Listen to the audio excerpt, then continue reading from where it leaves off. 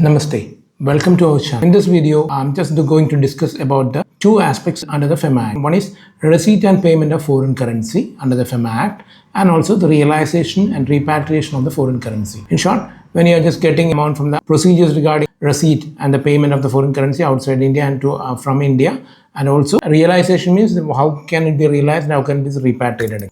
So first we can discuss about the receipt and payment of the foreign currency. Under the FEMA Act, a separate regulation is there for the receipt and the payment of the foreign currency. That is the manner of the receipt and payment of foreign currency regulation 2023. Earlier it was on 2016. Now it's amended and came out in 2023. The foreign currency is defined. As per the FEMA Act, the foreign currency is any balance of any deposits, credits, banks, accounts that to be received to a person in India, or travelers' checks, deposits, other cards that is to be received, expressed or denominated in foreign currency, and that is payable in India, or any balances or the cards that is taken from India and payable in foreign currency outside India. This is called the foreign currency. The receipt and the payment of the foreign currency could be through the permission of the RBI itself, or the RBI should be given the permission. No other transaction should be taken place in India for the receipt of the foreign currency from outside India to India, or from India to outside India also. So the RBI has given general permission for the receipt and the payment of the foreign currency to be taken out of India or to be come out of India also. And it can be done only through an authorized dealer. There are three kinds of authorized dealer. Authorized dealer is shortly called as AD. That is called authorized dealer. AD, A for authorized, D for dealer. Authorized dealer. Three categories of authorized dealers: AD1, AD2, and AD3 itself. AD1 is the normal commercial banks who has the authority to do the trading transaction and the foreign exchange transaction authorized by the RBI. AD2 is the subsidiary banks like as rural banks, certain urban cooperative banks is given the return to do the transaction. AD3 is the fully fledged money lenders itself, money takers itself. They are called that is like as the Western Union money transfer, etc. These are called the three categories of the AD banks. So through an AD banks only, transaction from the abroad can be done inside India or from India to abroad India only. Then about the trading transaction that can be done, the foreign trades, because India and other countries are just doing trades. So how can it be in foreign currency or Indian currency? It can be done also.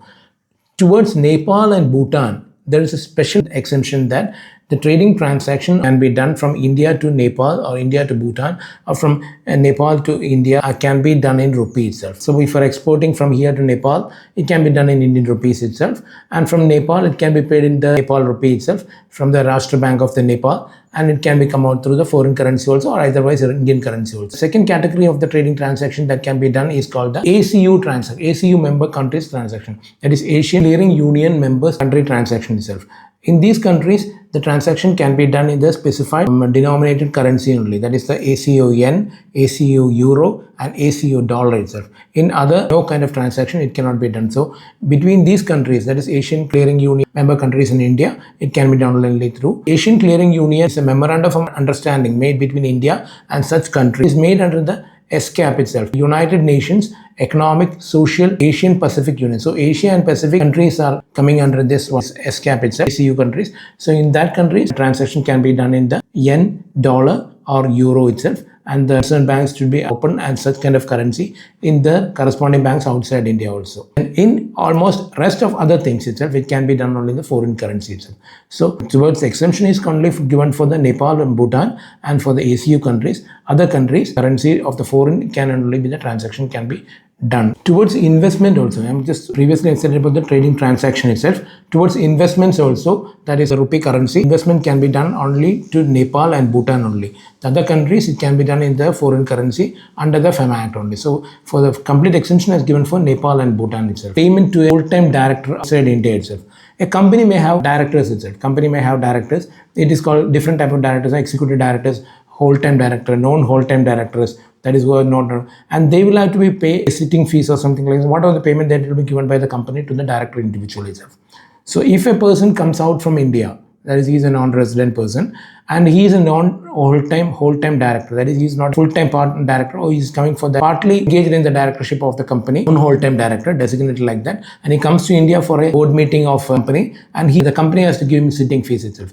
In such a case, the sitting fees can be given Indian rupee itself. That is for the non-whole-time director who is coming outside from India, is a non-resident, who is come to India for the board meeting, and his sitting space can be paid in Indian rupees itself. Payment on a person from a non-resident person who is visiting India for a travel purpose, tour purpose, or such kind of things. If a person comes out from India and is in India for a tour purpose, he just can pay. He can just make the transaction in Indian rupees itself. He just don't want to make it in a foreign currency. He just can make it in Indian rupees. Other than any tour or transaction he just want to do that, it can be done in the Indian rupees itself. And if a foreign person, non-resident person who comes to India for a tour and he just want to purchase, suppose a foreign person from US comes to India and he just want to purchase the handicraft in India itself, he just can pay the person in foreign currency also. He just want to pay in Indian currency, he just can pay the foreign currency. The person or the buyer can accept that foreign currency and that can be sold to an authorized dealer. So acceptance of that foreign currency can be taken as a foreign exchange receipt itself. So the short of the receipt and payment. The other thing is that the online payment gateway services, through the online payment gateway service also,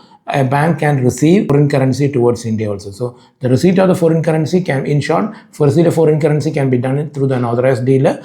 Only Nepal and Bhutan are the exempted persons. A non-whole-time director can paid in Indian rupees also. A foreign outside non-resident person can pay the antique buyer or antique seller foreign currency and that can be sold. This is the receipt and payment of the foreign currency. Thank you for watching my video. Subscribe the channel, give likes itself and send it the video or share the videos to your liked persons itself. This is Rathish signing off.